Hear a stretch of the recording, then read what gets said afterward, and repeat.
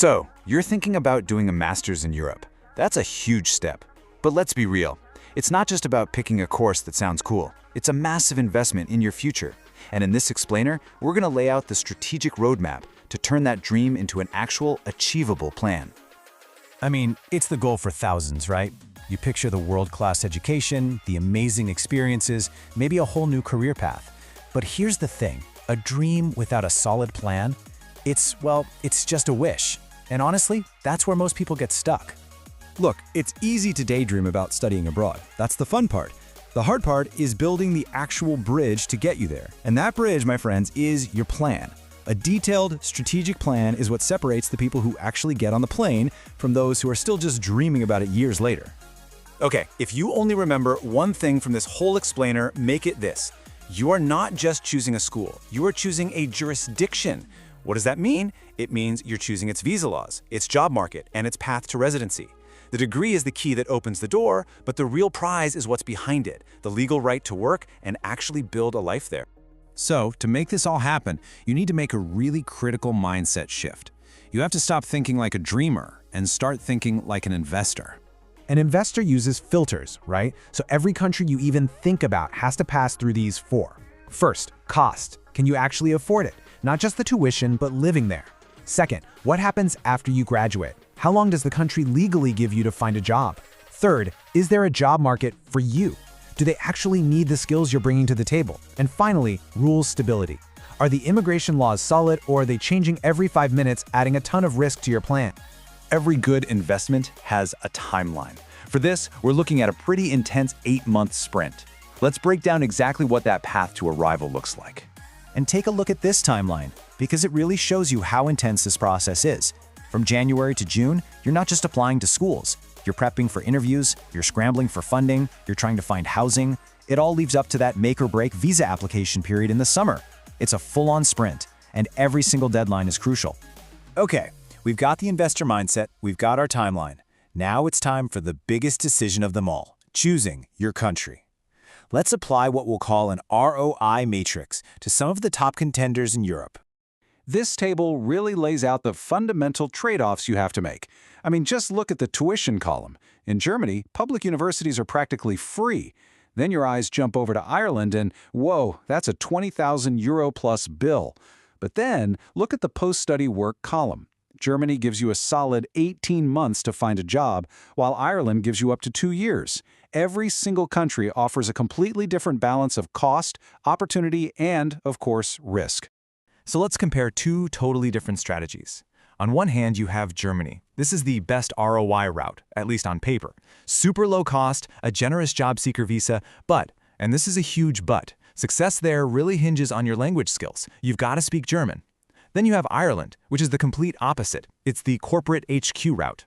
You're paying a huge premium for access to an English-speaking market full of global tech companies, but the financial barrier to entry is massive. And here are two more distinct plays. France can be a long-term strategy, the time-to-passport route. If you're willing to put in the work to learn French, you can potentially speed up your path to residency in a big way. The Netherlands, on the other hand, is the fast-track route. It's high speed, but man, is it high risk. You can get a master's in just 1 year, but you're facing an absolutely brutal housing market, and you only get 12 months to find a job. The reward is faster entry, but the risk of failure is way higher. Okay, let's talk about the one thing that sinks more study abroad dreams than anything else: money. Your budget is the foundation of this entire strategy. We have to get real about the costs.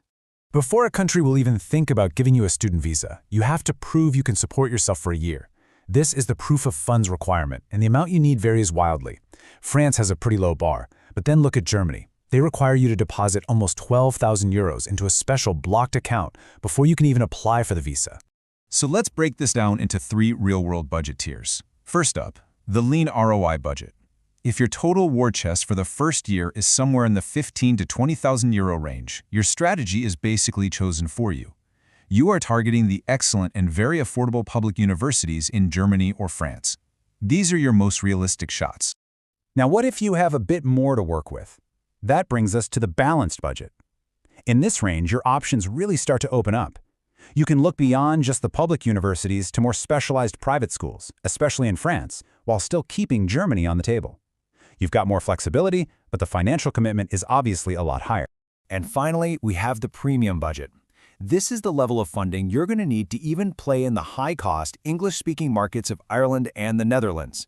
The potential career payoff here is huge, for sure, but so is the financial risk.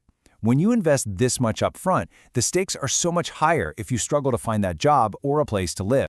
So this brings us to the most important rule of the investor mindset. If your actual cash reality is scenario A, you do not, I repeat, do not pick a scenario C country just because of the vibes. That's dreamer thinking. An investor is realistic and lets their financial reality drive their entire strategy. We've covered the strategy. We've talked about the mindset. Now it's time to move from planning to doing. Here are the exact steps you need to take in the next 72 hours. Get ready. Here's your immediate checklist. First, and I'm not kidding, go find your passport right now and check the expiration date. A simple mistake here can derail everything. Second, go online and book your English test, like the IELTS, for a date in January. Third, create a focused short list of 5 programs using the 2+2+1 rule. 2 low-cost safety schools, 2 target career-focused schools, and 1 safe backup. And finally, message the people who you want to write your recommendation letters tonight and give them a heads up on your deadline. You know, if you actually do those 4 things in the next few days, you will be light years ahead of the competition. A strategic plan that you start executing early, that is your single biggest advantage in this whole game. And let's end with the most important, brutal truth of all. The graduation ceremony is not the finish line. That piece of paper is not the ultimate prize. The real asset you are investing all this time, money, and stress to get is the legal permission to stay and work in that country after your studies are over. That is the whole point of this investment. So, the question is simple, and it's for you. Are you going to be a dreamer, or are you going to be an investor in your own future? The choice, and all the work that comes with it, starts right now.